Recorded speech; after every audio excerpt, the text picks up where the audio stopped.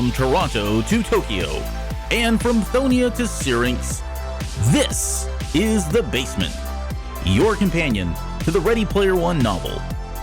Join our hosts each episode for complete chapter breakdowns and deep dives into the pop culture references through a series of challenges and homework assignments. The Basement is the Ready Player One podcast for people who love things. And now, please welcome Albert and the rest of the Gunchers for this week's episode.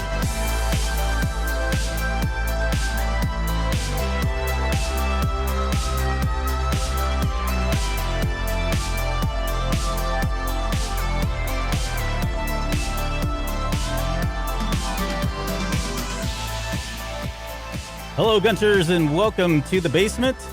My name's Albert Padilla, and this is episode 007, Chapter 7. So make of this whatever you wish. We are back. I know we took a quick, small break there, small relatively speaking, but we're back to talk about this chapter and kind of get on with the rest of the show here. I want to bring on a very special guest, just right out of the gate here. I know you haven't heard from him since, I think it was right around episode 2. But please welcome back now a doctor, right? Speaking, we're going to be talking about doctors a little bit later today, but now a doctor, Dr. Will 8-Bit. Will Wilkins, welcome to the show, sir. Welcome back. Good to see you, brother. How's everything going? You doing well there? Hey, I'm COVID-free for another day. It's all we can ask for. You know, there's a rumor going around that there's a virus of some sort affecting us. But so far, me and the family are doing well. Yeah, no good. Complaints. Glad to hear, man. Well, we're going to get into this. I want to thank everybody for joining tonight. This is obviously a live show that we're doing. It's obviously going to be recorded as well. We will continue. So let me just talk about kind of the show format going forward. Couple things. So one, we are obviously doing this live. We'll have the video feed up on YouTube. It'll be on Facebook, and we'll extract the audio from that and release that as a podcast. So everything you're seeing and hearing tonight will be available if you're a podcast listener as well. So that nothing changes there. We are going to make one slight change, maybe two slight changes to the show format. And really what we're going to do here now is we're going to have hopefully Will and I will be kind of like the primary hosts of the show. And then every week we'll cycle in a guest, and we're going to go right back to the well with a lot of the guests that we had on for the first 13, 14, whatever, how many episodes we did before we took a break here. So we'll do that. And so it'll probably be about 3 people, maybe sometimes 4 people. It just really depends on the content and, you know, how many people are willing to pay us to come onto the show. So beyond that, the other thing that we're going to do is just slightly change up the format a little bit. You know, a lot of the feedback, which has been great that we received over the last 2 years has been that, so especially when we went into chapter 6, it felt like we were kind of, we were kind of veering off a little too far from the content of the book. And some of that is partially our fault, but partially it's just the fact that chapter 6 was such a huge amount of pop culture references that we felt like we were really just kind of trudging through and trying to get through all of them and kind of touch on all of them. So the change that we're making is we're going to kind of start with a recap of the last chapter. We'll get a very quick summary of what kind of happened in this chapter, and then we'll tackle the pop culture references there at the very end. Now, throughout all of this, we'll try to intermix that whenever we can, but for the most part, that's kind of how that's going to look. So, I don't know. Are you good with that? Yeah, that works for me.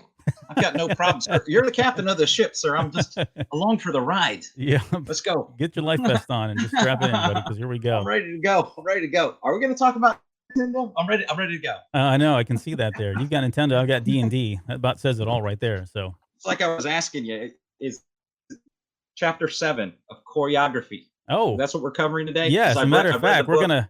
Coming out of the gate strong with that, yeah. How far are you in that book?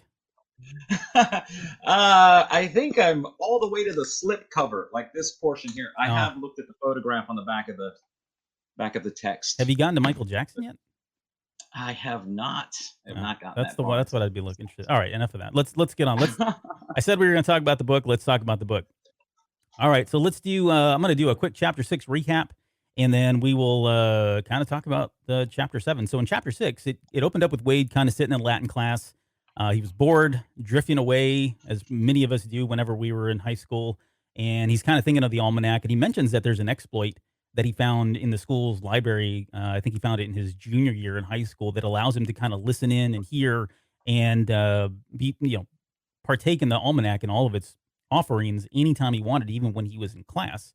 And I think for the first part of that chapter, again, we talked about this. It's just literally this diatribe of pop culture references from music and video games and TV shows and just name it, right? It was everything that was important to Halliday, and he just goes on and on talking about all these things and how he kind of boned up on all of this stuff. And in the almanac itself, he at that point also he discovered that there were a number of letters that had these slight imperfections, and that when he extracted all of those imperfected letters, he was able to kind of put this anagram together that read, "The copper key awaits explorers in a tomb filled with horrors, but you have much to learn if you hope to earn a place among the high scorers." And from that limerick, Wade knew that he had found the Tomb of Horrors, or that the Tomb of Horrors was where he needed to go next. The big question, though, was where. Okay, so that kind of brings us to chapter 7. In chapter 7, it's Parzival, Wade sitting there again in Miss Rank's Latin class. He's conjugating verbs, and he realizes that he's kind of has this moment of clarity that the planet of Ludus. He also the word ludus is Latin and it translates literally to school, but it has a second meaning to learn. So he ties the much to learn line from the limerick, and then he begins to scan the planet looking for the entrance to the Tomb of Horrors, or what he thinks could possibly be the entrance to the Tomb of Horrors. And so, like any gunter worth their weight in salt or weight in gold, he finds yet another exploit.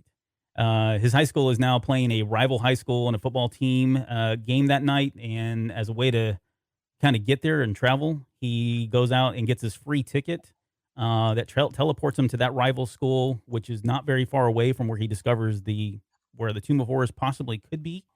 So he teleports literally on the other side of the planet, skips the football game altogether, and then he journeys over to the Tomb of Horrors and makes his way in. And that leads right into kind of our chapter. So before we get started, I guess what do you had? I mean, there's for you, Will. I mean, looking back at this, I mean, you and I, and I don't know how much we shared. I don't remember how much we shared about our past lives, but you and I went to high school together. In fact, that's where we met, and so we've known each other for at least 60 years. The but How many times did we fall? I'm thinking of Miss Ladson's class of probably more than anything. But how many times did we fall asleep in class? And I mean, I think it's pretty par, right? Par for course that kids just fall asleep in class, nod off, and high school really is just kind of the epitome of that. I think I had more attention in college. But what other fond memories do you have of high school before we get into the pop culture stuff? Oh, is this why you invited me on the show there, Albert? I got Yes, sir. stories. I got stories. Is your wife asleep? We'll Yeah. start with those first. So obviously we were the cool kids, being in the drama club and whatnot. Uh, Yeah. let's see. I Nothing think says cool my like Dungeons and Dragons, right? nothing No, go does, on. and Yeah. and we really didn't play as much Dungeons and Dragons as the average. We were more Star Wars RPG people, as I recall. But we're a much cooler breed than the average nerd. I'll say my favorite memories of us in school is because we had so many play rehearsals that ran late, was just having the school to ourselves after hours. Yeah. Like we finished play rehearsal like at 5:30 or whatever. And we basically had the school to ourselves for like the next 2 hours. And we used to run around. Remember, we used to run around with that gigantic camcorder Yep. and we'd like make videos in the hallway. Yep. I used to love that. Like Don't you have those videos still I somewhere? do. They're right there. They're like literally right there. I'll load them up. I'm No. gonna need some kind of RCA to USB. Or I think I've got one of those too. Yeah. But yeah, maybe I'll throw some of that for your Patreons. Yeah, I'll give them exactly. a little sneak peek of what you were doing back In in high the day. school, boy, you don't want. I think there's one I don't think I have a shirt on, if I'm not mistaken. And you're wearing a horse's mask on your head way before it was a thing on the internet. That's true. Well before it was a thing on the internet. That's very true. I forgot about that. Yeah. And one of the things I remember too, like as far as you were talking about, we had the school to ourselves. I always enjoyed when we had a set that had like bunk beds or beds because we could just go nap once, go into the theater, go take a nap, crash there for a little bit, come back. I think we'd skip school and go take naps in the theater room or Uh, on the sets. That's the level of nerddom that we're talking about, that we skip school to go to other parts of the school and hang out. Right. Hey, I don't Bad think I'm going boys. to. Look at us thugs. Yeah. We're No. definitely doing this. We'll have to tell at some point. We'll tell the story where I got arrested for being a gang member. But anyways, Oh, okay. So yes. let's talk about Latin class because in high school I took French and you took Spanish. So William I 1, did take Albert a I 0. did I took a semester of Latin as You well. did. I remember that. Yeah, How's that Spanish paying off for you these days? outstanding. I go to Mexico regularly. I know. So Well, you do. yeah, yeah. Plus your You wife, know, her whole family too, right? I mean, right, right.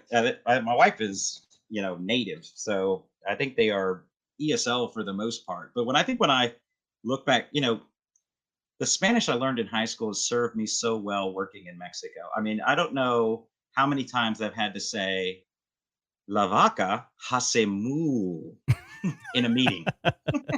That's the level of Spanish I was getting down with. yeah, yeah. All right. So the other stuff I think, in terms of back to the book, I mean, I think about like the Oasis, and I think about like some of the protocols that were in place where it didn't allow you to curse, you couldn't start fights, and I think we talked about this on one of the earlier episodes, but it is a really cool concept. Like I don't know that we'll ever get there, at least in my lifetime, that we get to this kind of point or get to something like that, but it would be really cool. I think it'd be very different if you could impose those types of restrictions like that. But I don't know. Is that too like, I don't know.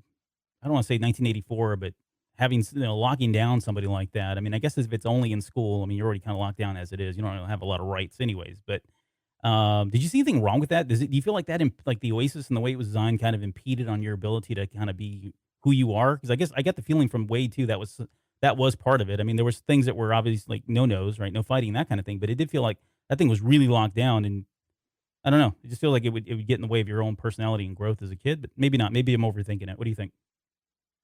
No, I agree with you 100%. There's no way you could go through high school with that set of rules to have something that structured. I mean, just even the idea of all the schools being relatively identical, except for the exteriors of the school. I mean, just think about us, like how we went to school and who our high school rivals were. Like even the shape of our rival high school mattered to us, right? They're a big circle. It was a big circle Yeah. structure. Joke was, hey, if you go to Holmes, your class is right around the corner, seeing how there were no Right. cars on the building. Right. So I think beyond that, if you think about the purpose of high school beyond the education, right? Because even though I've gone to school for a long time, I'm not the social development that you have in high school is far more invaluable than what you take away from the text, right? Absolutely. Like I always Yeah. go back to you know, that scene where shoot, what's the name of the freaking movie with Matt Damon? Like his first big movie with Oh. that with the lady that everyone thinks attractive, but I think has a like the jawline of Howie Long. anyway, anyway, whatever that movie is, the bar scene where he's talking about, hey, you could spend $50,000 for college to get the same education you could have with a public library card. Hmm. That's the same way I feel about high school. For us, all the stuff that really mattered happened beyond the boundaries of the classroom for the most part. All the experiences that really hang with us Yep. and all of the relationships that you build, including like ours, right? They're a product of what we did outside the classroom, but not in our house. We were not kids that grew up with a lot of money, like most people aren't. So that was basically our world. That's what we had. So, Yeah. Yeah. No, and that's a good point. And I wonder like how the Oasis kind of fits into all of that too. Like, I mean, on one hand, at school they don't have that, but then they have something we don't have, we didn't have, we'll probably never have, and just being able to really go out and do anything they want to in that extra time, and maybe there's something to be said about whether that's even okay, right? Having that much freedom to go do and be anything you wanted to after hours, right? There's probably something good and bad, pros and cons from that as well. No, it's not Toy Soldiers Imperial Moonwalker. I hope that's not the one. That's not the movie we're talking about. Good Will Hunting, is that the name of the movie? yes, Good Yes. Will Hunting. Thank you. Circle gets the square, sir. I'll take, Congratulations. Ben Affleck for 500, please. Okay, Um, who's the worst Batman? oh, whoa, party foul. Okay, so let's, I'm all right, so taking Val Kilmer's nipples way over. yeah, that's true. We're not a nipple Batman here. Um, and then the other thing that was interesting about chapter 7 that stood out to me was this whole concept that Wade like couldn't get anywhere and he was so poor. And I thought to myself when I was reading it, and certainly as part of the review, I was thinking that is so like very high school, right? We all knew the one kid that had who got the vehicle or who had a vehicle first. And then there were times when we were just so freaking broke we couldn't do anything. And at one point he was thinking about, oh, do I call H, or do I just not? No, I can't call H because if I do, he's going to know. He's going to want to know what I'm doing, where I'm at, that kind of thing. But I mean, he was just kind of, you know, broke his joke and decided that he figured, had this epiphany that he could sit there and teleport by taking the high school free ticket that they donated. But um, I don't know. In high school, I think I got my car first, and then I was your chauffeur for the Indeed. better part of about 2-3 years, I think, before you finally got your vehicle. But not that I mind. It was fun. We drove that thing in the ground. And by the way, I think I've mentioned this on the Star Wars. I don't know if I did it on the Star Wars show or the podcast or the basement, the Star Wars show. Like I can't remember the name of that one. The my first vehicle, true story, was a 1983 Renault Alliance. And I went to AutoZone and bought the little decals. Do you remember this? And I put Mhm. Rebel right above the word Alliance. And so we called it the Rebel Alliance, like the rest of high school from that point on. So, anyways, but yeah, thoughts on being broken in high school and what that was like. Yeah, I think the part that's missed for most people is the thing that's ruined every horror film that was created since 2000, and that's the prevalence of cell phones and mobile devices. Yeah, right. Like what I remember most about high school is you just had to know where people were. You didn't have time to like play this game of, hey, let me just text them and find out where they are. You just had to know. Like, I think he's at the mall. We'll just go to the mall and try to find them. I mean, I think that's Yeah. why everybody had their spots. Like, you're going to see it. He's got to be at Robotar. Let's just go to Robotar and see if we can find him. But you're right. I remember the Renault Alliance distinctly, but mainly because we couldn't afford new tires for that car. So remember, like it would rain and you would just start sliding down the road, Oh, and it yeah. was just a controlled slide. Fuel efficiency was 100%, so you Right. didn't need to give it any gas downhill. Yeah.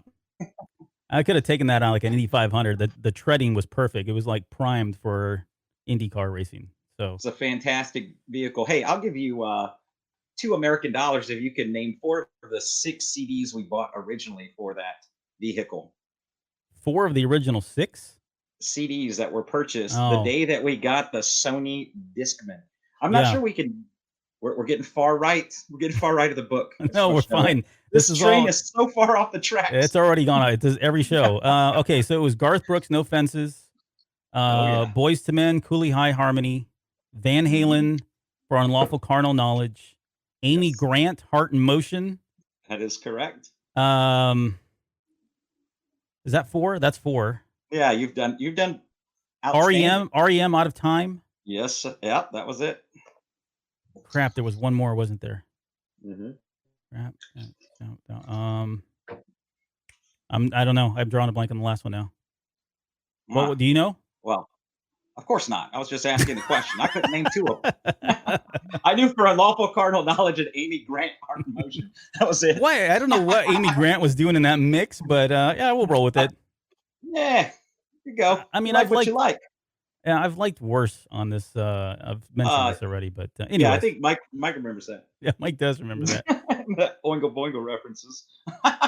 Um, I guess still can't say that with a straight face. uh, This uh, is the greatest album that Oingo Boingo's ever released. Shut up, it man. was. I love that album. You're crazy. All right, let's talk about. Okay, one last thing before we get into the pop culture references, and this was more about the Oasis. And by today's standards, this seems kind of brutal, right? But he makes mention of this a few times in the novel that if you die, like you lose everything. Like there's no like everything's gone. You got to start all the way from zero, which seems really harsh these days. And I was thinking about this, as part of the show. I remember like playing MMOs like Ultima Online, and I'm just using that as an example because this is probably the most cutthroat, the most severe form of punishment or death.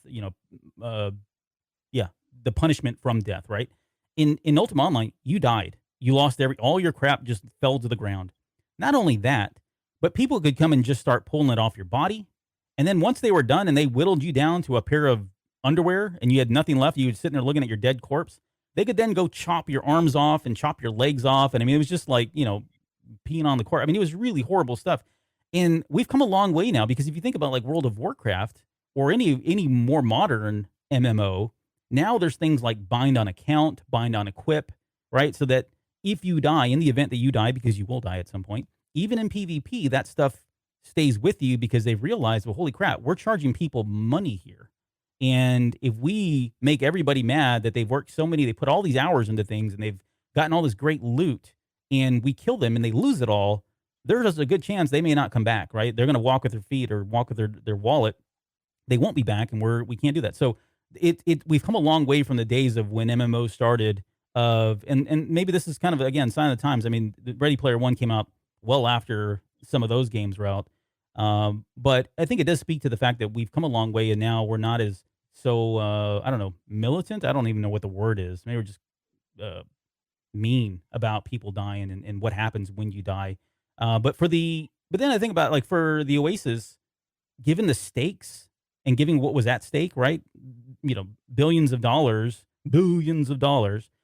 There's probably a reason why you would lose everything, why you would reset everybody back to zero. So I don't know. Any thoughts around that before we jump into the pop culture stuff? So I'm an old school gamer. You know I am. So I am a big fan of you die and you lose everything. So when I look at the way that movies are played, I'm not like I'm not a crotchety old man yet with a cane, but I'm on it.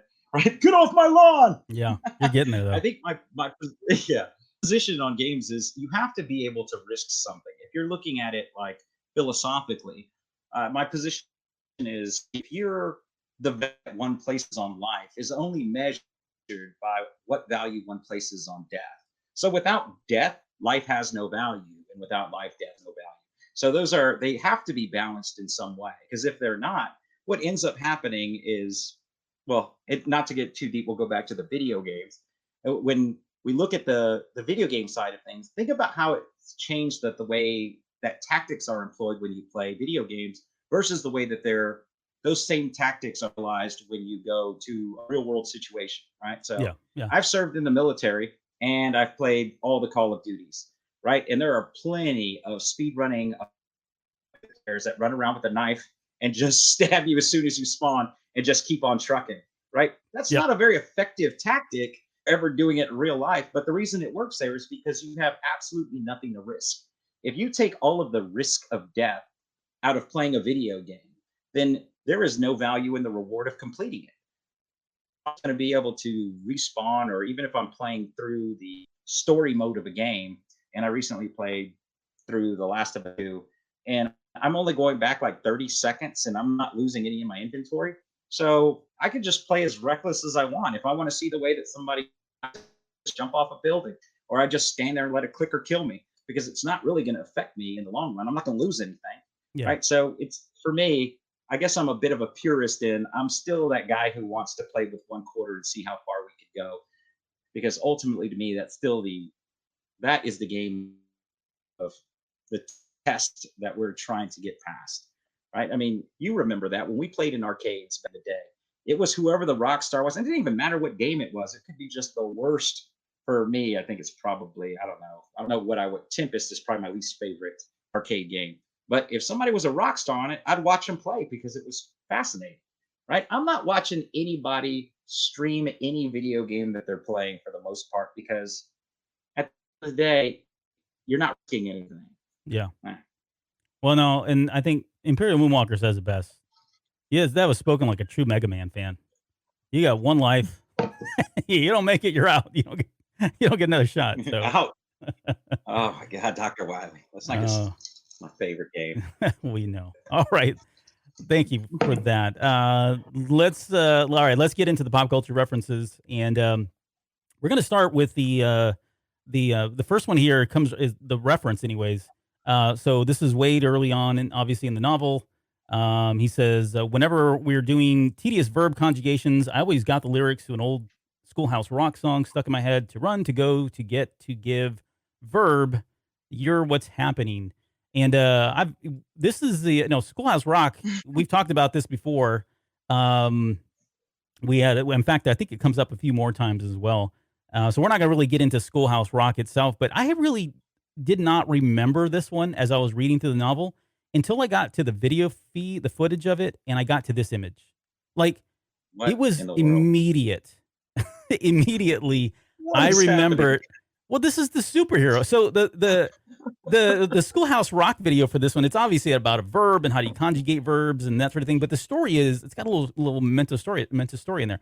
It's about a little kid, and he goes into a movie theater, and he's got these dreams of like these visions of becoming a movie star, and this is how he sees himself later on. So this is him like all as a superhero or whatever. But the point is, I didn't remember the song, and I read this thing a million times and never went back and referenced it until we got to this chapter.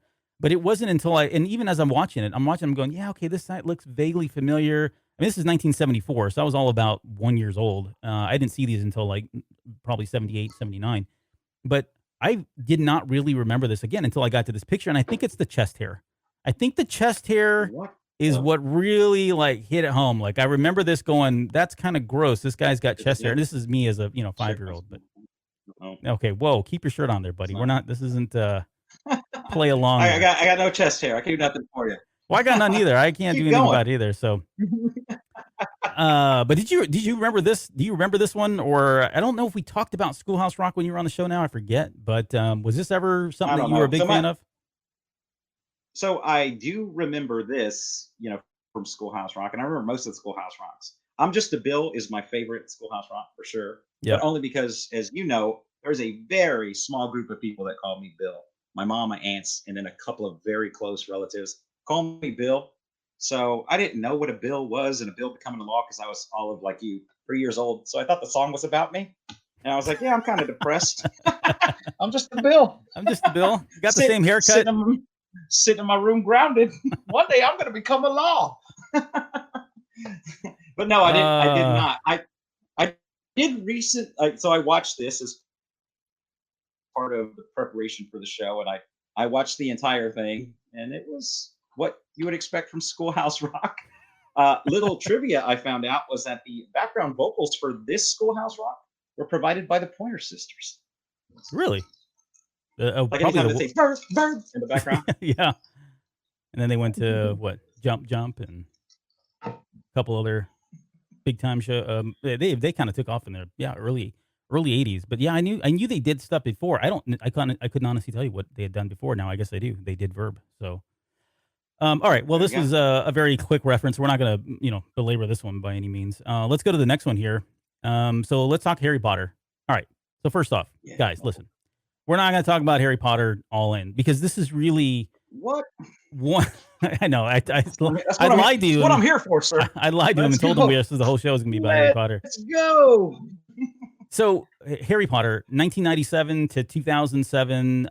J.K. Rowling. Well, I think we all know what Harry Potter is. Hopefully, we all do know what Harry Potter is. But the reference here is each Oasis public school had a bunch of different athletic teams, including wrestling, soccer, football, baseball, volleyball, and a few other sports that couldn't be played in the real world, like Quidditch and zero gravity capture the flag. So, sir, I will have you know, I'm going to correct you right there, in all respect to Ernest Klein. Yeah. But I have seen many a Quidditch match on the old internet as of late.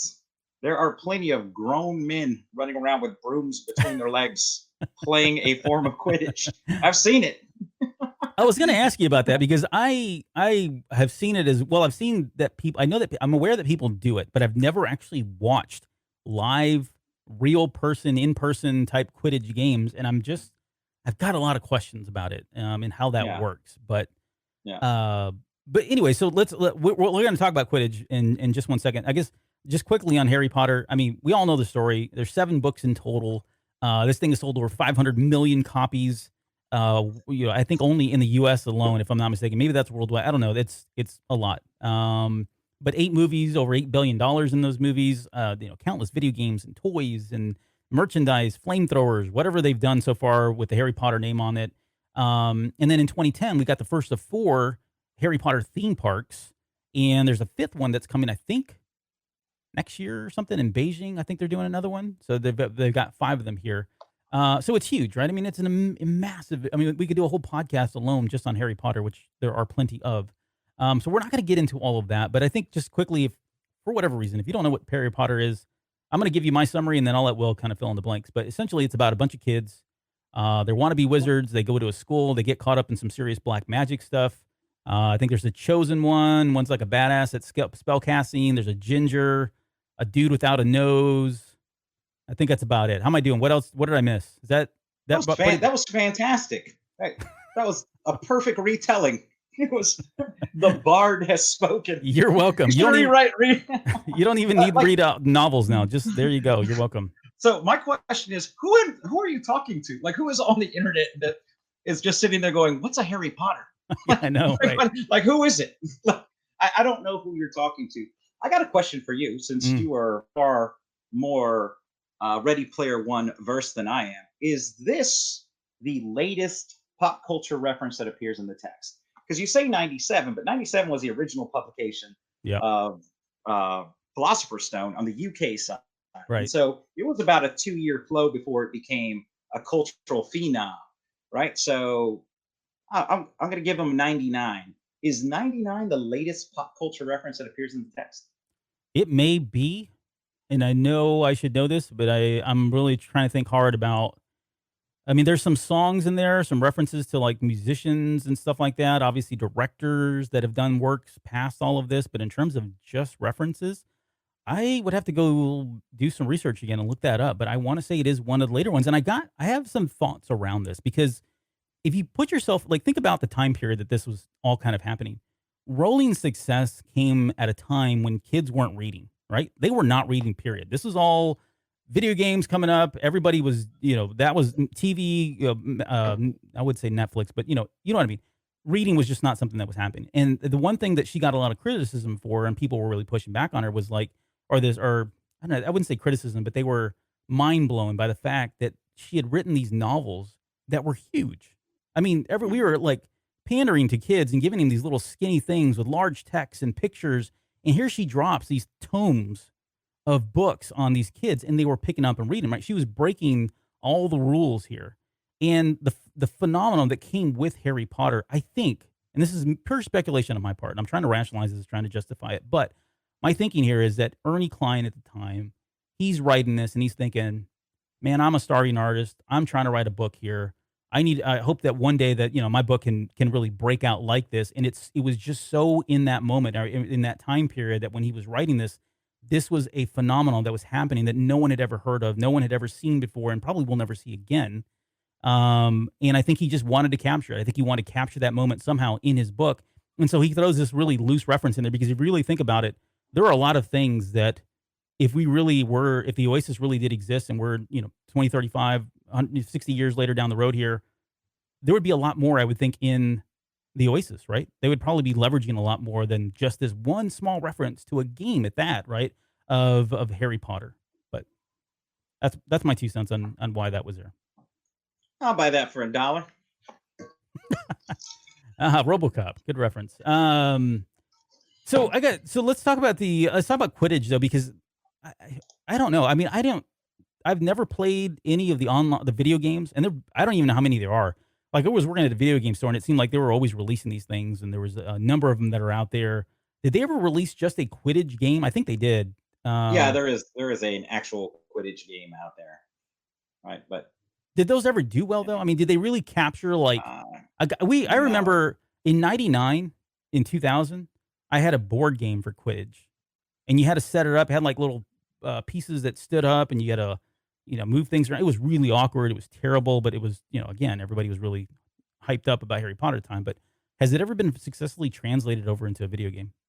I don't think so. I mean, I think if you look at video joke hands of successful adaptations of uh, literary works to video games, probably on one hand, I can't even think of one offhand. Yeah, But if you're talking about movies, you probably could get to 10, but it's a tough nut to crack, right? At the end of the day, I think that video games that are centered around movies are doing the same thing that the ET video game was trying to do, just in modern times. right. You're trying to ride that wave of pop culture and hope that the following carries it enough to sell a million copies. Yeah. I I, just I don't think don't. they care. I don't. So what are the rules? Like I know there's a All right. snitch. You got to catch that snitch. Is that it? That's That's it, right? yeah. That's no. That's You play the all right. game, catch a snitch, you So get snitch, you imagine if win. you, yeah. So each team has 7 players, right? So Okay. you've got a steeper, and then a keeper, which is like a goalkeeper. you got two beaters, right? And these guys have bats and they hit the bludger. All right. And then you You're have three making all chasers. this up. You're making No, this up. no. There's three balls in Quidditch. Now, originally, the snitch, the flying snitch, the golden snitch that you're talking about, originally it was a bird until like the 1400s, and then they outlawed the use of live animals during the game and went to the enchanted golden snitch. Hmm. So I'm going to give you the rules. I'm not going to go through all the players and what they do because it's basically lacrosse meets hockey with football. It's a bunch of things, but I'll just go over the scoring. You got three rings that are on either side of a 500-foot by 160-foot field, right? And so all these guys are running around, and there's one leather ball that's about 12 inches in diameter, and they attempt to throw that ball through one of the three on their opposing side for a whopping 10 points. Okay. Now, 10 points. Got it. Right? So 10 points, right? So remember, there's three balls we're playing with here. That's one of them. Then we have the bludger, and then we have the golden snitch. Okay. So the seeker catches the golden snitch, much like Harry Potter does in the book. That's worth 150 points. All right. Right? And also ends the current match. So if you grab that, unless your opponent has a 15-goal lead on you, you win the game. Right? So there's different rules for professional Quidditch that are Oh my outlined. goodness. World Quidditch Cup. But again, you said we weren't going to get too deep into the weeds on this. Spare you that. Okay. Yeah, thanks. All right, that's it. And then the golden snitch, right? You get that, you win no matter what the score is. No, no matter. That ends the game no matter what. Now, generally you win because it's worth 150 points. But if we were playing like in high school, we used to play those sixth graders in basketball. Oh yeah, just school those kids. We might be up by 18. They get 15 points. They're still losing, right? So it's not a guarantee, but yeah. But most cup matches, what they're doing is they're using cumulative scoring, similar to cricket, right? So you're going to be getting points for this match added to previous matches, and then your cumulative score at the end of the cup determines who wins that series. But again, the World Quidditch Cup is a knockout competition, but J.K. Rowling didn't make that public until 2014 in like a follow-on book. I got you. All right. So Jessica, I've never read the Harry Potter. I mean, I've read like the first one, and I know it, and I'm kind of half joking about this, but he's way more versed in it than I am. In fact, I don't know. Have you been to Wizardry World and all that stuff? Yes, sir. I have several robes, and everyone in this house has a wand. Everybody has a wand. So yeah, I mean, he's like the real deal. I am not. I am what's known as a poser. Yes. When it comes to Harry Potter, now you want to talk about Jason the Wheeled Warriors or D&D, whatever. I'm your guy. Harry Potter, yeah, maybe not so much. So, but anyway, so yeah, okay. So thank you for that explanation. I don't know that it's any more clearer to me, but I do appreciate your time, sir. Thank you so much for being on the show. We'll talk to you soon. No, okay. I will tell you that I think that the first Harry Potter movie, is the best adaptation of a book ever made. Like, usually when you're reading through a book, a really good book, you're envisioning what that world looks like. And I don't know that there's ever been a movie that captured a book as accurately as Harry Potter did, the first Harry Potter. But you're welcome to disagree, but it's just my opinion. And I think, yeah, I mean, she had a pretty heavy hand in all of that too. I mean, I know that was part of the deal initially, at least for the first 4 movies. And then I don't know what the story was after that. But yeah, I mean, yeah, I can see where, I mean, and that's the right way to do it. I mean, you could argue that was kind of the same way. I mean, you and I had this conversation offline with Ready Player One about whether or not, what was that like for Ernie Klein? I think he went into the movie deal as well, saying, I really want a part of this. And he did, as one of the writers along with Mr. Penn. But there were just some limitations, whether it be technical or more importantly, licensing, that we couldn't get the novel on the big screen like we were all hoping. But all I'm saying is I'm drawing a parallel between the two here again. She really wanted to make sure that whatever was put on the big screen, whatever Warner Brothers said they were going to deliver, she signed off on and was approving because that was her baby. And I think Ernie Klein was trying to do the same thing here. So I think that's, to your point, why that thing was so accurate. In the interest of time, I will not be defending my position on what I think of the movie. Oh, we'll save that for another show. Let's talk about this because, and certainly if you're squeamish or you don't like the fact that I don't know about Harry Potter, Jessica Friday, cover your ears because, all right. So I know that this is the 4 houses, right? And when I look at these, I think these are just like gangs at the time, right? You got the Crips, you got the Bloods, you got. I'm with Jessica now. Have you even seen the movie? I've seen all the movies. I've seen the movies. But I got a question though. So like I know like is everybody just want to be in like Gryffindor, or is it or some, like I say, people on Twitter and they're like really proud of the fact that they're Slytherin, but like from my perspective, those are the evil guys, right? They're the bad guys. So why do people want to do that? Is that just not true? Is that really? Yeah, the first book sets it up that way, but I think as the novel progresses, you get a better picture of the character of each one of the houses. Like I would say, the majority of the people in this house, for example, are Hufflepuff, right? Which there's nothing wrong with. I mean, each one of them has a series of attributes, and strengths. I don't know that There's not a bad one.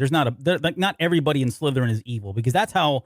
Again, I read the first novel. I didn't read any of the other novels, and I'm not ashamed of that. Not everyone, but they are definitely the most evil. Shady. They're shady. Yeah.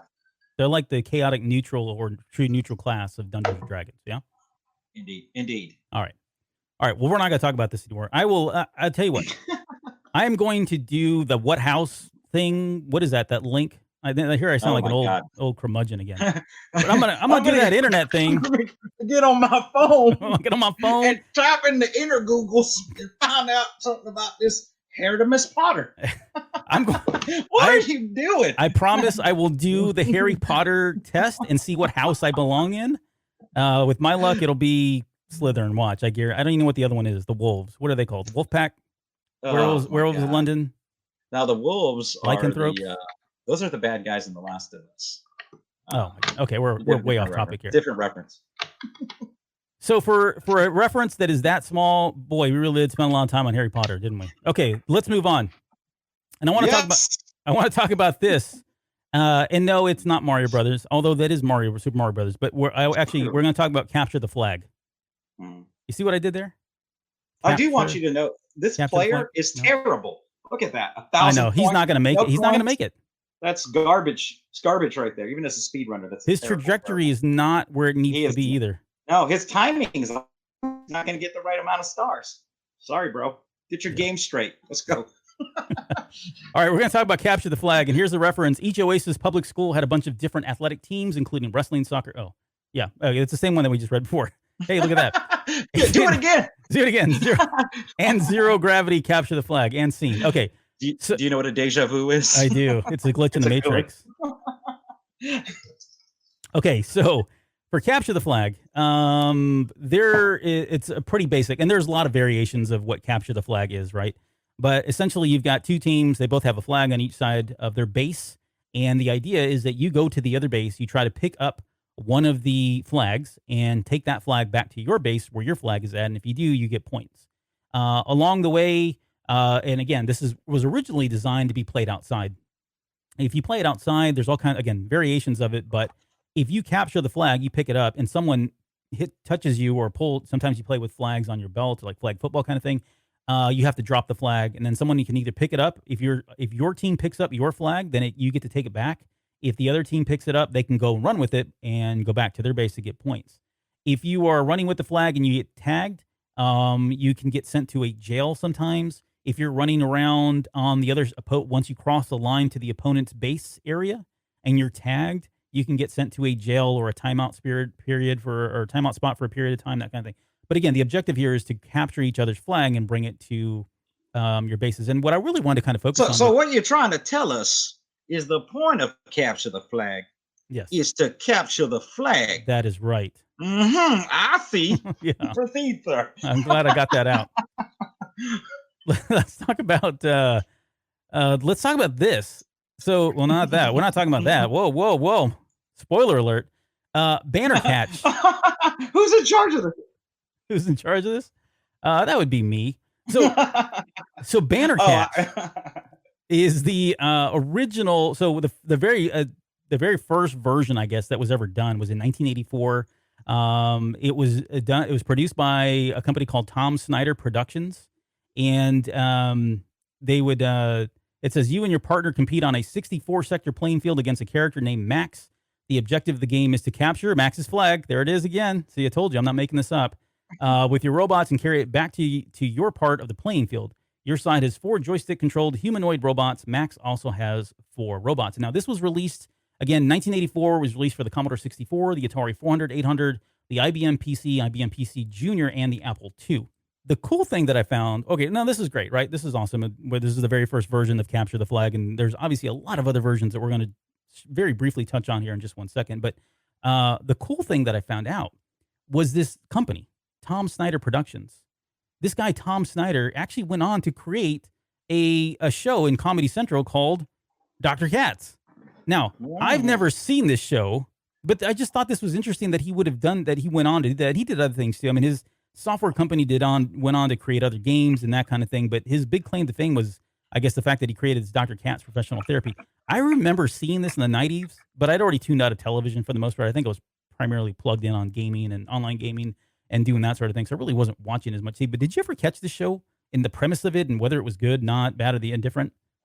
Oh yeah, this was filler television. This was it was almost like the era of TV where the illustrators were trying to be as terrible as possible. Right. You Just know, for it the was like sake in of, the Beavis and Butthead era of animation. Not that I have a problem with that, but right, right. it's You focus on the story more or the exactly characters. exactly, which is why 8-bit games are there. Oh, well. So I threw this question out in Discord today about whether or not anybody had watched it, or maybe it was yesterday. And I think it was Imperial Moonwalker who mentioned that this was actually a pretty good show. And they had a lot of famous people. And I think the premise, and I may have this completely wrong, so I do apologize because we're going, again, way beyond the scope of what we wanted to talk about. But I think the premise of the show was they were bringing on these stand-up comedians, and they were bringing them on, and they were kind of going to see Dr. Katz for therapy. And it was through you were getting to hear their conversations, their therapy sessions. But they were, again, famous comedians, stand-up comedians, or stand-up comedians that were kind of on the rise or up and coming. And so they had a lot of guests. If you go look at the guest list, there's a ton of people in there. I'm not a big stand-up comedy like fan, or I'm a fan. I just don't follow all of the stand-up comedians. So, anyways, that was really it. The fact that he went on to do this after he did Banner Catch and had that successful software company, I thought was interesting. And I think his son is the one that did Archer. Wow. And that was Josh too. Imperial Moonwalker in Discord mentioned that. Maybe not. I'm giving him way too much credit. So you're welcome if you're watching and listening still. Okay. So other famous things that are there, I guess other famous capture the flags. I remember Quake 3, obviously. Half-Life capture the flag was really big. And then this was my personal favorite, Tribes 2. We did this at LAN parties, and we would play literally all weekend long, from Friday night all the way through Sunday. We would sit there and play Tribes 2, Capture the Flag. But I'm a huge fan of Capture the Flag in general, but certainly this game. But did you ever get a chance to play any Capture the Flag games, whether they're, PC or any of the consoles, anything that stood out for you? No, no. I mean, I've played Capture the Flag, like paintball Capture the Flag. Hmm. That's about it. And then, of course, in the military, we play a version of Capture the Flag whenever we're doing tactical training and air-based defense training. But it's the same concept. You're playing Capture the Flag, except you're using blank ammunition and M16s. Yeah. It's probably more exhausting than sitting in front of your computer moving your mouse 6 inches to the left or right. Yeah. I will say that I do recall going to one of your LAN parties, right? So, this is full disclosure for me. I don't play any game on my PC, and mainly because I spend most of my life in front of a PC. And the idea, I love console gaming because it is something I'm doing in my living room. It's something that, is communal for me. There's other people in the room typically when we're playing, and I like that part of the interaction. Like, so when I get home off of work, I'm not trying to see another Windows screen and log into something and then have fun. But I remember going on your LAN parties, and sir, that was a proper nerd fest. I don't know that I ever knew it was actually happening in this game, other than there were people flying, people were getting killed, flags were getting dropped and picked up randomly. Yep. I mean, I understood the basic concept, but I do recall there was more keystrokes than seemed necessary for running around and capturing the flag. Yeah, I mean, the whole premise of this game, I mean, there were other modes like just a typical death match, that kind of thing. But really, they kind of took this to the nth degree, especially in the mid to late 90s, where you had different build outs and you had vehicles, and there was, you had heavy armor, medium armor, light armor. Each of those had attributes. You had different weapons that you could use, that kind of thing. So they really, again, blew this up, and it turned it into really something really famous. And we were actually at one point I was playing this so much that we were doing a 5-on-5 professional team. And I think worldwide we were ranked like 110, which Oh, you think wow, about big it, deal. big I'm was kind of bragging a now. big deal, and I am bragging about Well, that. So I'm not trying to brag or nothing. That's 110 and capture yeah, the flag. 110, baby. Never got to 109, but we hit that 110 and stayed there for at least 2 weeks. So I did big not league. see that on your resume, sir. Yeah, you got to scroll down. The resume's pretty long. All right. Well, enough of capture the flag. Again, another really light reference. We probably turned that way into a lot more than it needed to be. But let's talk about this. Oh, do we have to? Yeah, we're going to talk about Doctor Who. Man, So Doctor Who is here. So he does make reference. He references Doctor Who, and he says school had only been out for a few minutes now, and so there was a steady stream of avatars filling into the teleportation terminal. He says terminal, but the teleportation terminals. So this is where Wade is trying to get over to the other school on the other side of the planet, so he can make his way to the team of horrors. He says inside were long rows of blue teleportation booths. Their shape and color always reminded me of Doctor Who's TARDIS. So let's talk about Doctor Who. So Doctor Who is a British television show, started in 1963. It is going on to this day. So you can imagine there are a lot of episodes. And the premise is really about you've got a doctor who is kind of like an alien extraterrestrial. And throughout all of these seasons, this doctor is actually the same person, right? What they do is they change their form once the existing body is like too frail or going to die or gets weak, or whatever. And that's how they kind of retcon, or how they explain why these actors come in and they're all different every single time, after 3 or 4 seasons or whatever the case may be. And the whole premise is the Doctor is traveling around the universe in this TARDIS, and they're basically protecting humanity from all kinds of villains out there, whether they're Cybermen. There was the little pepper pot things. I don't know if you've ever seen the. I'm drawing a blank on the stinking names now. Man, I can't remember what they're called now. The Daleks. The Daleks are the bad guys. They look like the like a pepper pot, which is like a fancy British term for salt shaker. It's got a plunger. It's got a mixer on it. You feeling this? I'm going to say I've been to England more than a handful of times, and I've never heard a salt shaker called a A pepper pepper pot. pot? And, like, I've got a lot of British friends, and they usually just say salt shaker. Well, maybe. Well, my friend, maybe they were talking about salt. I'm talking about pepper. Okay. I don't know if you know, but they're different. I mean, there are things where someone's going to say, "I'm gonna get my luggage out the boot and take the lift to the flat and watch the telly," but like that one I haven't heard before. I'm going to write that down. I'm going to use write it down. Next time I'm in a club in Brixton, yeah, getting some chips, I'm going to ask them for the pepper pot. Come on, please come back and give us an update on how that goes. I want to know what happens. I'll live stream it. I'll send it to you. I'm going to go to every restaurant. I'm going to open with that request. Excuse me, sir. May I trouble you for the pepper pot? Pepper pot. I just want to see what random things I get brought back to my table. Oh, I can't even imagine. I'm going to laugh if somebody brings you like a little miniature Doctor Who. Oh, yeah. Yeah. Anyways, okay, so back to Doctor Who. That's kind of the premise. He's going around, he's saving the world, and he does this, or she does this, in a TARDIS. And that's really what we're going to talk about here in a second. But, Doctor Who is another one of these things that I did watch as a kid, only if there was nothing else on, right? Because as a kid, especially growing up in the 70s and 80s, if television was on, you just watched it. We weren't really picky about what was on. It was Dad's show. It was my show. It didn't matter. If I had the opportunity to watch TV, I was going to watch it. So when this thing was on, and there was nothing else on that I wanted to watch, I would watch this. So I'm familiar with it enough that I, have a relationship with it, but I'm not one of these really strong Doctor Who fans.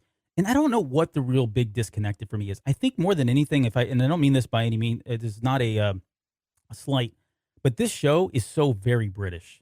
Like, there are so many things about the writing, the style, the way it's the cinematography, the directing, all the colloquialisms in there. It is very, very British, and they don't try to pretend to be anything else. I think at one point, like when you talk to people that are really big Doctor Who fans, and they talk about where does the show feel like it, started kind of getting close to jumping the shark or really kind of going off the rails in terms of what Doctor Who really is. They will mention there are a couple seasons or maybe episodes that it felt like it became too American, and so maybe that's why I never really connected with it. I will say though that ever since like I think probably more recently or the last 3 or 4 Doctors, this show has really gotten a lot more popularity, has gained a lot more momentum. There's a lot more fans now, both here and across the pond, kind of thing. So, so again, I guess I mean it is a very British show, and it's certainly come a long way as well in the special effects. It's really difficult to watch some of the older episodes because they feel very cheesy. But I will say this: like I do like Matt Smith and I like David Tennant, and I think both of those guys are outstanding as the Doctors and that they play. But let me ask you: did you ever watch Doctor Who? I know you were kind of grumbling there at the beginning, but I guess this isn't your thing. But have you ever tried to sit down and watch any of these episodes, or have ever had any interest in trying to watch Doctor Who? I mean, I watch plenty of BBC, and there's some British shows that I absolutely love. Doctor Who just has never been one that I could get into. It almost feels, because of the way that they do continuity within it, it's not digestible. They do single episode digestible is the way I would look at it. Right? They don't use the former X File model where they have some episodes that are monsters of the week, but they still have this overarching storyline for the season, right? And those storylines, they've done a really good job over the last 30 years of connecting those stories, which for me, it's like diving into the middle of it's like trying to dive into Lost in season 3 without watching the first 2 seasons Yeah, and trying to figure out what's going on.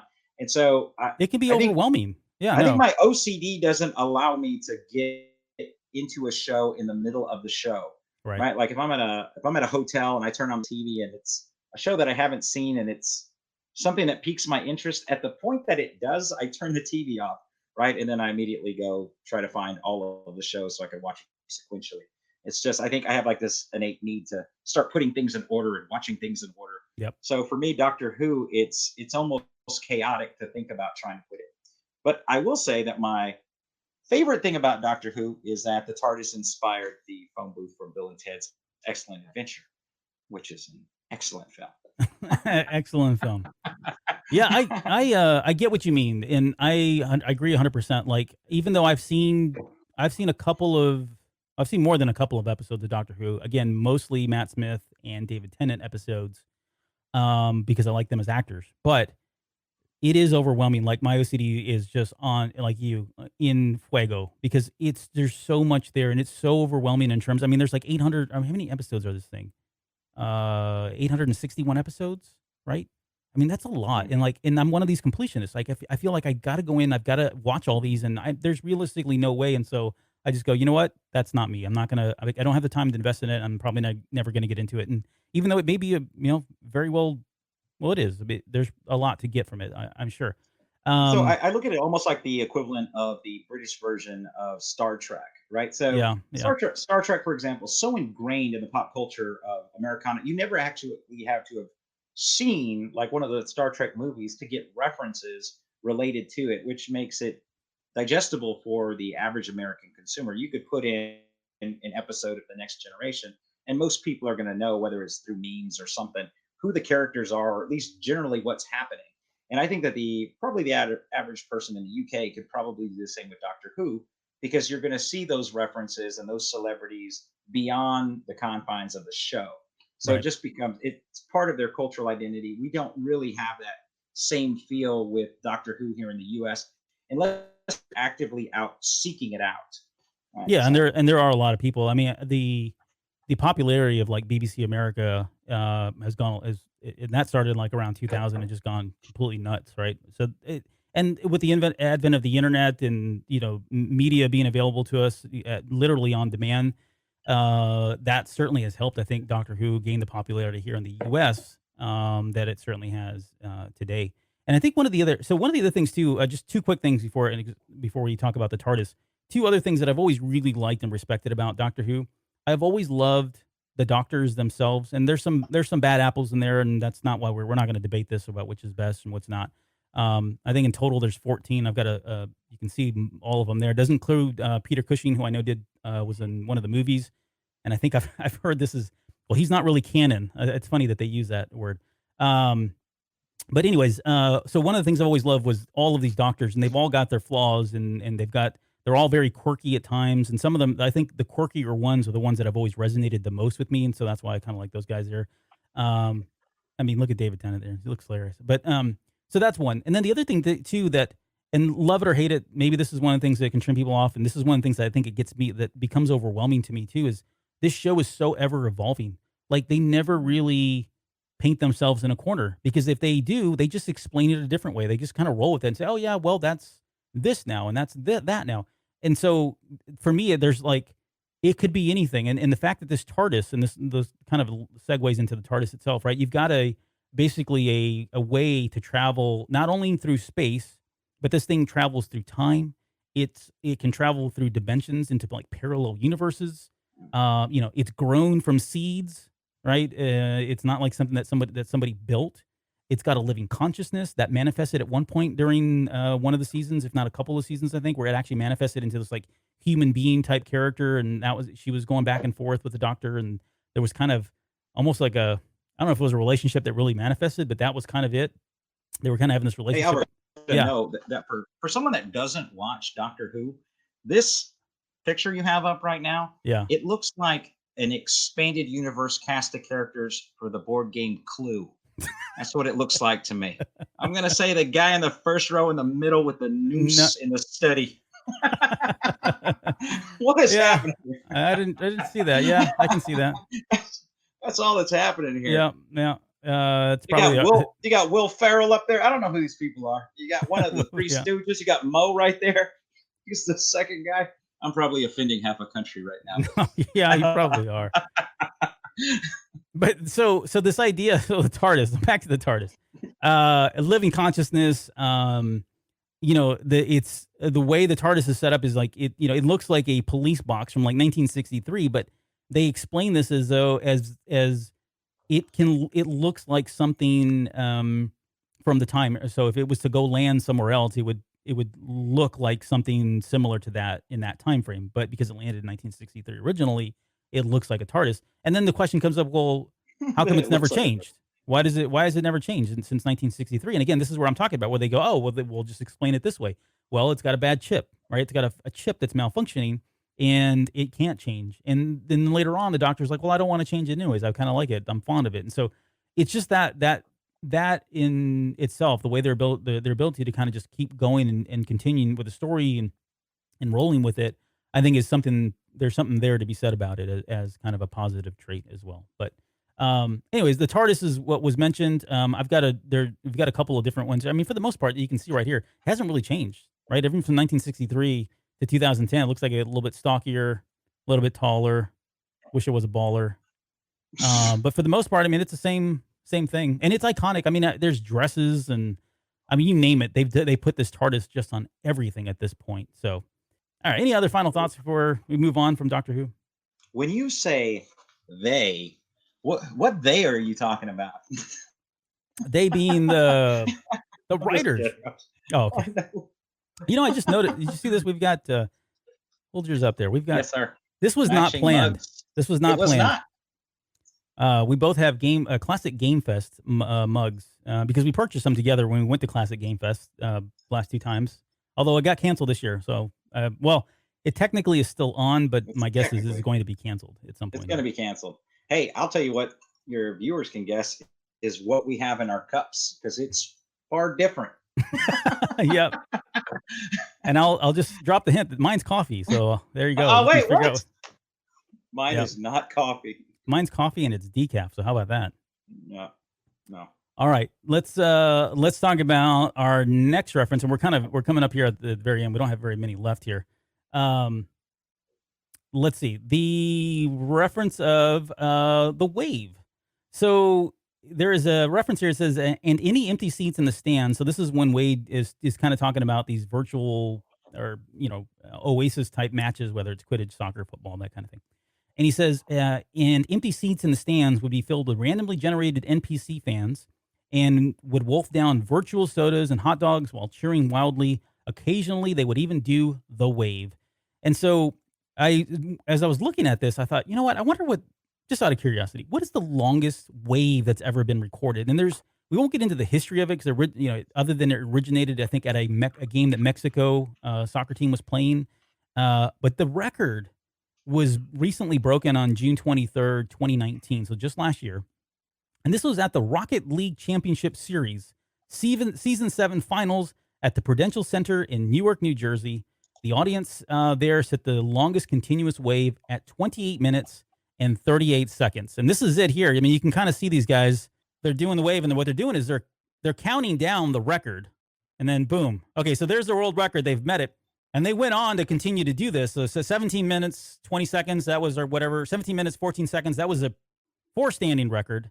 And they went on again to kind of do this for a total of 28 minutes. I don't know why they stopped. I don't know, people just got tired and like, how much longer are we going to do this? Or, maybe I don't even know when this was, like if it was at halftime, before the show, after the show. Yeah, and it's going to stop here, but.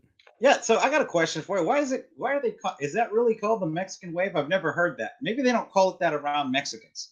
Like probably don't. I don't know. Like I've only ever heard the wave. Like I guess when I'm with people, they're just like, hey, let's do the wave. Let's do the Mexican. Yeah, I don't know why they just the wave. I've never heard that before. I take no offense to it, by the way. If they want to call it, we don't have a lot of things to call our own. So if we can call it, we can claim this one. We'll do it. Okay. Oh, I'm with it too. I mean, I'm not really Mexican, but I'll sign the petition. I get you to sign right here, sir. Yeah, I'll be happy to. Yeah, I think it was just because it was started, or at least the first original, the time that the first instance that it was ever seen was at a game that I think the Mexican national soccer team was playing, and so from there it was like, oh, that's just the thing those Mexicans do. I don't know if that was the case or not, but it's stuck. We don't call it that here, right? To your point, I've never heard it called the Mexican. I've never wave. heard that. I've always just heard called the wave. Jeremy nailed it, right? Like no one ever wants to do the wave, bro. Yeah, like, but when it gets to you, you still do it. You still give the half. Yeah, you got kind of half-hearted. You gotta give the half wave, because you can't be that like you want to be the guy. Like I want to be the guy that's just going like, oh, dude, I'm not gonna do this. But then when it get, I don't know what it is. Like there's some random, I don't know what chemical in your body is like, no, we're totally getting up when it gets to us. And the closer it gets to you, the more you're not going to be able to fight. Like, I'm gonna have to get up and do it. Yeah, I mean, it's just the anticipation, right? The anxiety of, oh crap, here it comes again. I mean, imagine you're 28 minutes in this thing, doing this for 28 minutes. I would not participate. That's a good opportunity for a restroom break. Although I love me some Rocket League.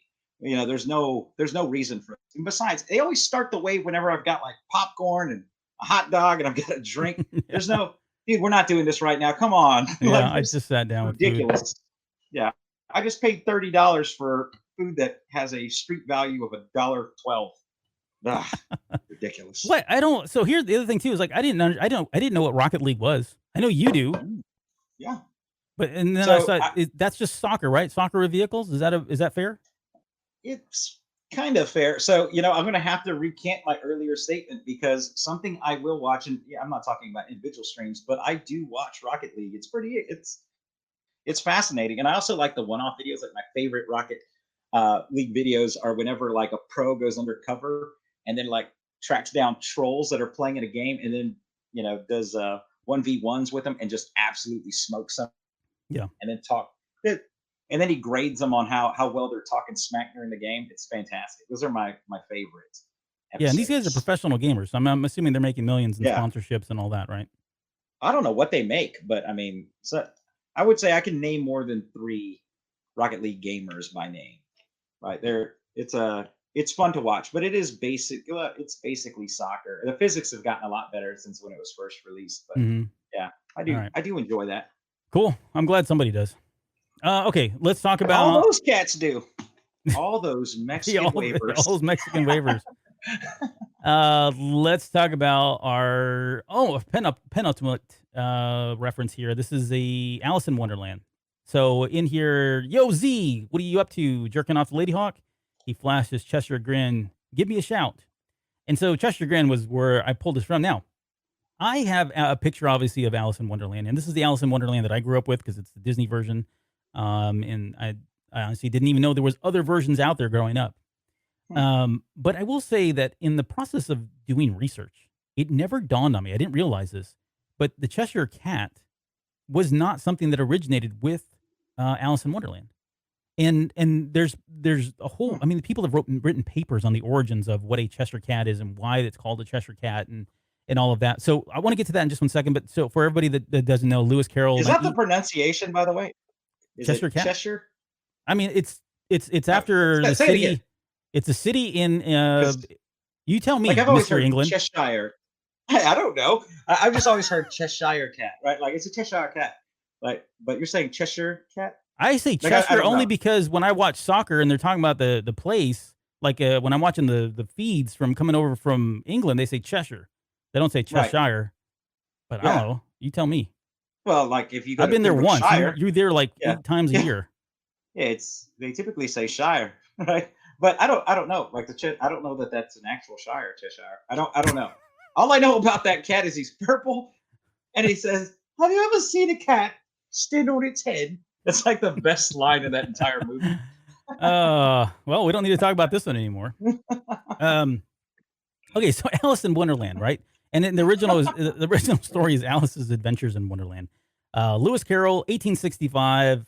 Lewis Carroll was a writer. He was a photographer, a mathematician. He was an inventor. I didn't know that either. But and the story is about a young girl falls in a hole.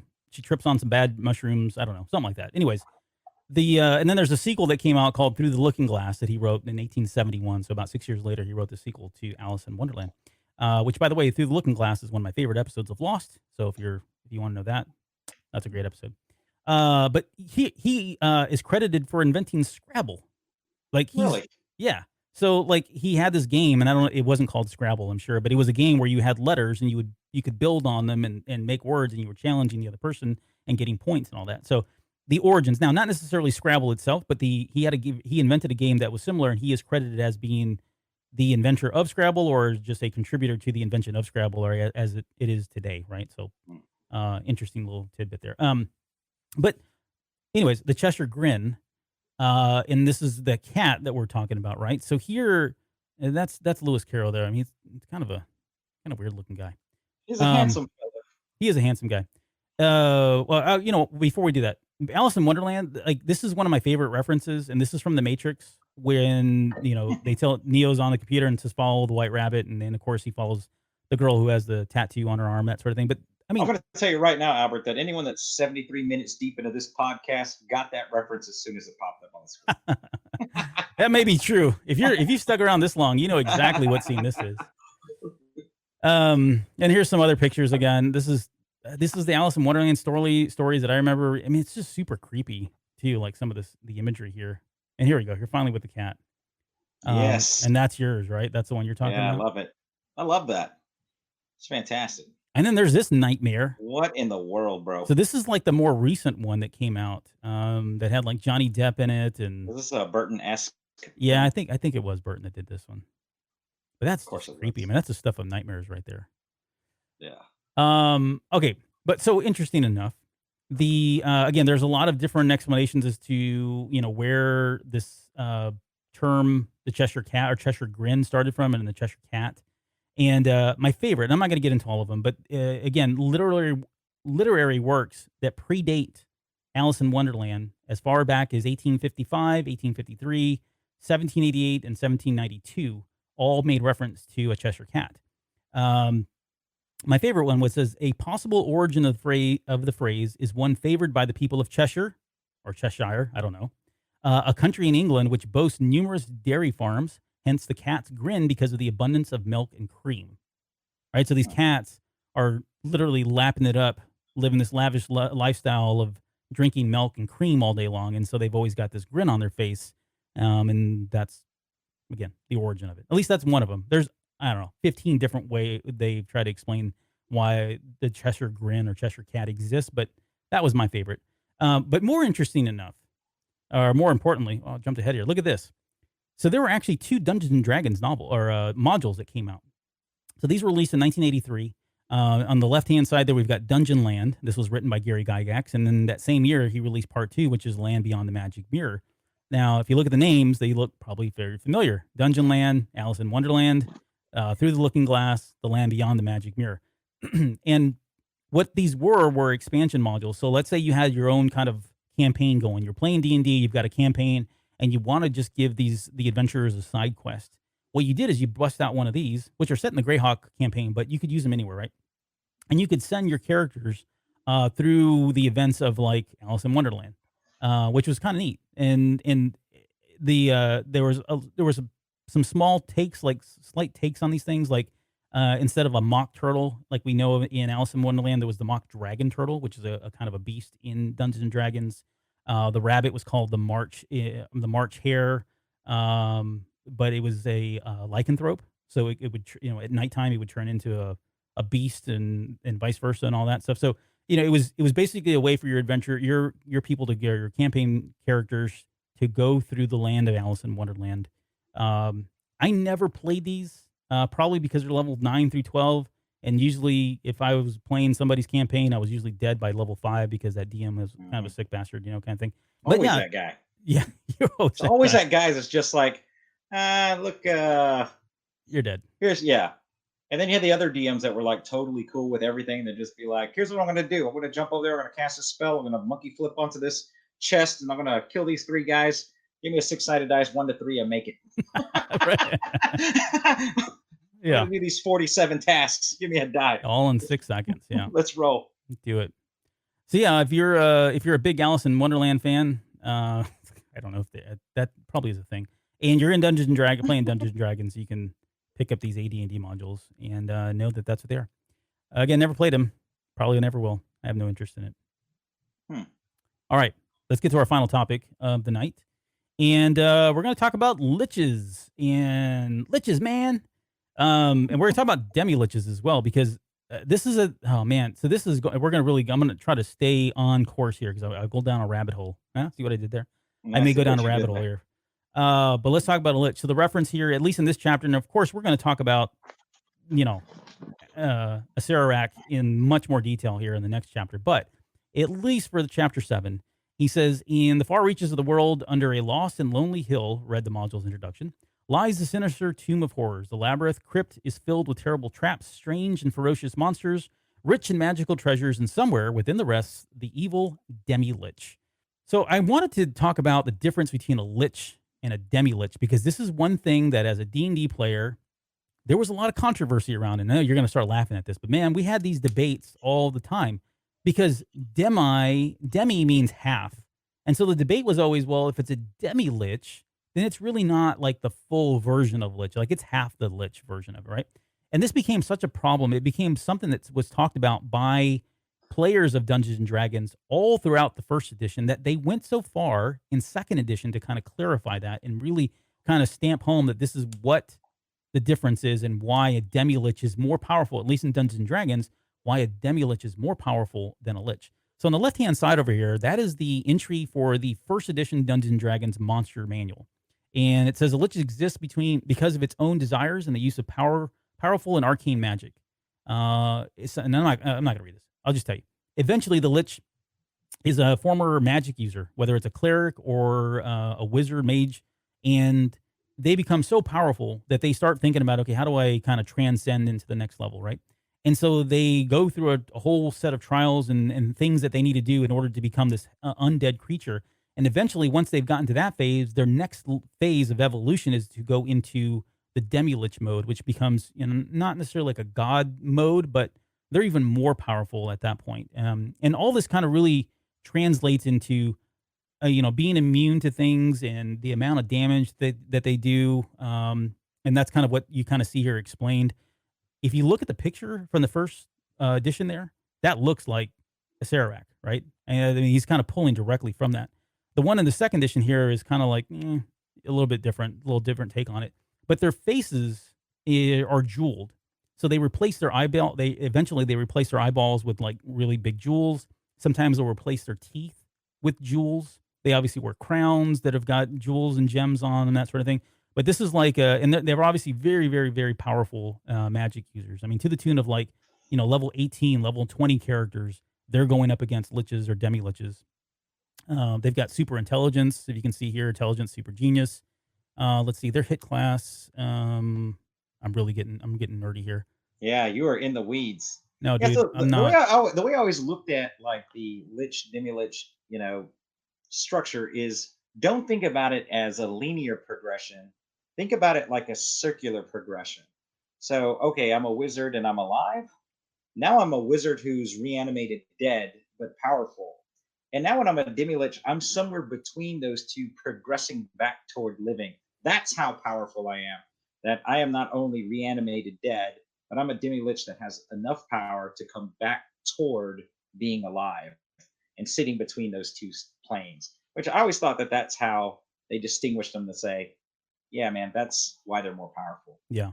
No, you're very close because they actually go to another plane of existence at this point when they reach Demilich. But here's we don't need, I'm not going to read this thing. Trust me. This is like a wall of text, literally a wall of text. But There is a lot. and let me do this so that you can, if anybody's watching, they can kind of see what we're talking about here. But the like that helps. It says the Demilich is not, as the name implies, a weaker form of the Lich. Rather, it is the stage into which the Lich will eventually evolve as the power which has sustained its physical form gradually begins to fail. In most cases, all that remains of a demi-lich's body are a skull, some bones, and a pile of dust. And again, I'm not going to read the rest of it because it really starts getting into more of the powers and all that stuff. Um, but again, they were really trying to address this misconception that because if something was a demi-lich, that it was not necessarily as powerful as a lich, and they try to address this in the second edition. So that's really the only thing I had to kind of talk about there. But uh, demi liches throughout pop culture, like these guys were always at the very end of stuff, right? I mean, they were always the final boss. And I've got some of my favorites here that I want to talk about. This is Arthas. For anybody that plays World of Warcraft, you probably know who this is. So this is my favorite expansion, the Wrath of the Lich King, which was just awesome. That whole storyline was great. But this is Arthas. He's the Lich King. This is Rasputin from Anastasia. Do you remember this? This was 1997's Anastasia, and they make mention that he was a lich. Now, not as nearly as scary as some of these other ones here. Let's see, what else do I got here? I have oh yeah, so this is the Black Cauldron. Did you ever watch the Black Cauldron? It is the worst of the Disney films, and you know it. Oh, you're crazy. Move on. I'd rather watch Song of the South than watch that.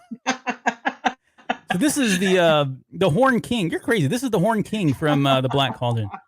This scared the crap out of me. I was like a teenager, and I thought, man, this is a little horrifying. No. As a teenager, no way, bro. Okay, I think I'm gonna animate this some way. Okay, this guy scared the crap out of me. You remember this? Yes, I do. This is the Lich from Final Fantasy I for the NES, and that takes us back to 1987. We played the crap out of this game. All right, I'm going to see if you have all the liches that need to be on this list. I don't think I do. There's so many of them. Yeah, and that's really all.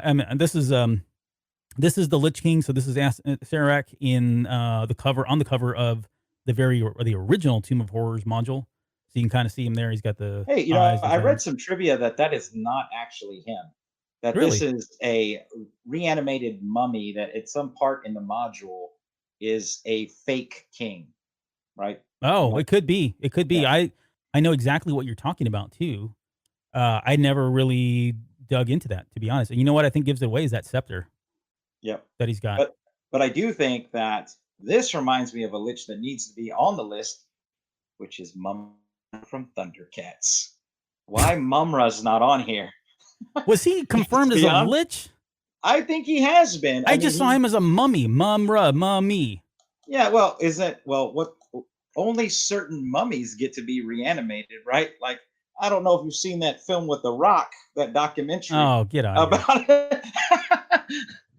But I got to think that it meets the qualify, like even in the mummy, right? It is basically someone who was a spellcaster when they were living, who had enough power to reanimate themselves, and then slowly his body was deteriorating, and same concept applies. So I would think that to some degree, select mummies, including Mumra, qualify. He had Jules's eyes, remember? He did have Jules's eyes. I think he's hit it. The only thing he's not hitting the only button he's not ticking, or the only box he's not checking here is that they're traditionally Skeletons. But he was a skeleton under his thing, wasn't he? Or no? Why? I Or he guess. had I a mean, I don't know. skeleton on it. I guess No, he didn't. we're all just skeletons under everything. Will, I don't know, man. This is You're just a bag of flesh. luminous beings, are we? All right, let's move on. 'Cause I just want to show two more pictures here. Now, this is for sure him because this is this is off the cover of they redid the Tomb of Horrors module, and so this is straight off the cover of that the redone one. I think in '83 or '83, '84. I don't remember. '78? No, I forget now. But it was a little bit later. Not the original one here.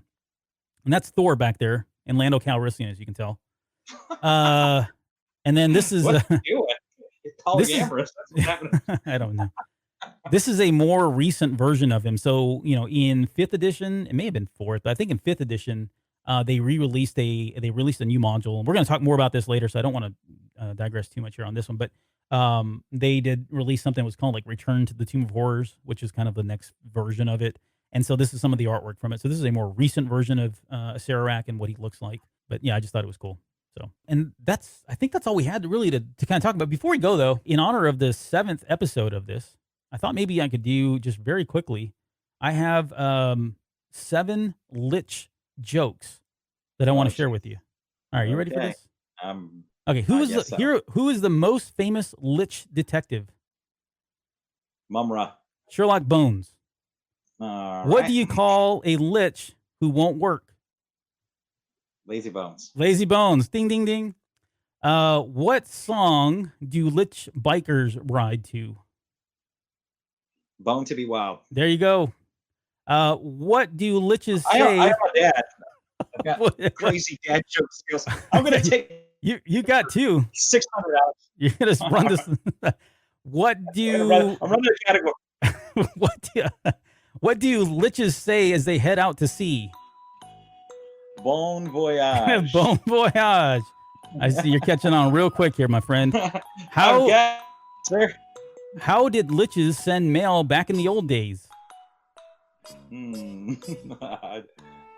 Boney Express. The Pony Express wins. Oh my god. What is a Lich's favorite band? You got me. The Grateful Dead. All right, and the last one, number 7. Ah. Why don't Liches eat spicy food?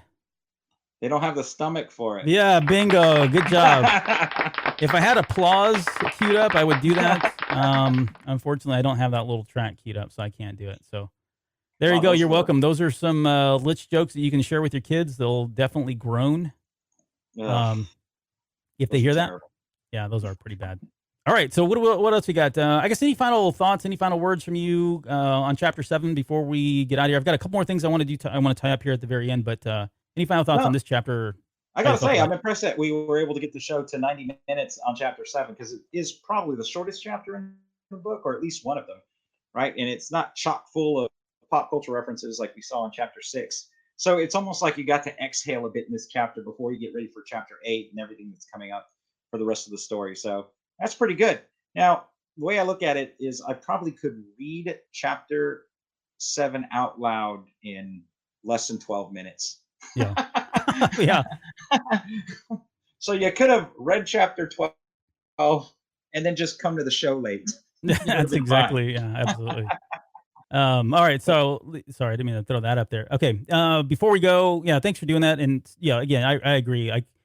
We'll figure out how we're going to trim this down. I mean, we're trying to keep the shows at about an hour and a half at the very at most, because I know some of the original shows went 3 hours long, and I know a lot of people enjoyed that, but it's a lot of work. So, and I want to get through all of these as quickly as possible without really, I don't want to jeopardize it. I don't want to short on anything, but I definitely want to try to trim it down and get a bit leaner on some of this stuff. So, okay, before we go, I do have one just quick shout out. This is for Tflu44. I just want to say to Terrence, thank you so much for sticking with the show. I mean, this guy has been a Patreon member even when we weren't doing shows for almost a year. He was still a Patreon member, and he did so because the Patreon money that I get actually goes to keeping the shows online. So, that costs money to keep them up there. And so he was continuing to support the show even after we stopped and we weren't doing episodes. So a huge shout out for sticking around and for always being super supportive of this. I had an opportunity to go up to Dallas. I kind of commute for work to Dallas every once in a while. And before COVID-19 hit, I actually got an opportunity to go up there, and he lives in the Dallas area. We got to have lunch. And so it was the first time I'd met somebody who was a really big supporter and listener of the show in person, and we had a great time. And it was just awesome to kind of hang out with them. So thank you again for all your support, and for everybody else. It really, everybody that's been just asking, when is the basement coming back? When is the basement coming back? I mean, couldn't tell you how many times we've heard that and how many times I heard that. And so I said it would come back. It's back. We're going to stay back, and we'll continue to bring more shows to you. So again, so final thing before we go, if you want to follow us, you can follow us on Instagram, Twitter, YouTube, and Twitch, which is coming a little bit later. I want to do some retro gaming there and start recording that. But you can find us at The Basement RPO. You can find us on Facebook at / The Basement RPO. We do have a Patreon page where you can donate money, again, to help keep the lights on. I'll put a link in the show notes for that as well. And then we do sell T-shirts if you want to wear that. Maybe I'll throw one on next time here. But I've always liked the logo because I created it, but it's actually a cool logo. But yeah, if you want to do that, you can get on TeePublic as well and pick up some merch from there. If you want to follow me, I'm at Albert M. Padilla. And Will, is that your Twitter? Where are you at there? That is my Twitter. Twitter, at Dr. Will 8-bit. So that's going to do it for us. You got any final words before we get out of here? No, it's good to be back home again, here in the basement. Cool. Thank you, everybody who tuned in for today's show, and we'll be back next week to hit Chapter 8. So we'll see you then.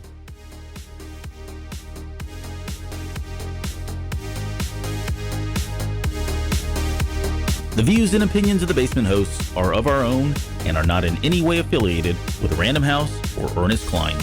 All quotes, music, sounds, trademarked, and copyrighted material referenced in the show are owned by the respectful companies and creators and are used by the Basement as fair use for entertainment purposes only. It would take me a month to read this whole disclaimer, but sad to say, I don't have that kind of time.